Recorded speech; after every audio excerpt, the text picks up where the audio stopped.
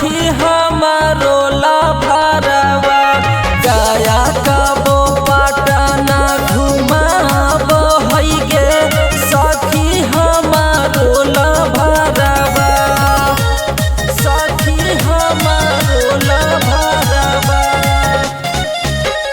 गया कबो पटना घुमाब है गे। Mix by Ajit Yaduvanshi. गोदी में बैठा के हमारा बाइक चलावा धारी के कमरिया धीरे कौला गावा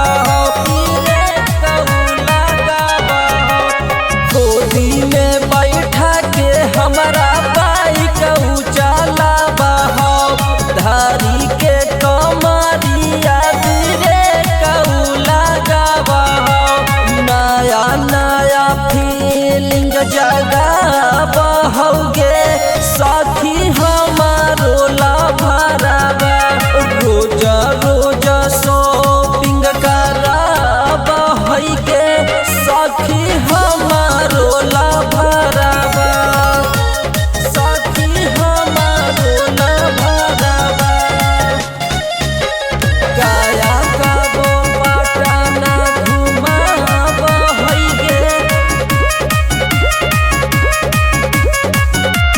माना नहीं लगा है कौआ बौना नजर गे लगा है कौही रोयो कर गया जिला घर गे गया जिला घर गे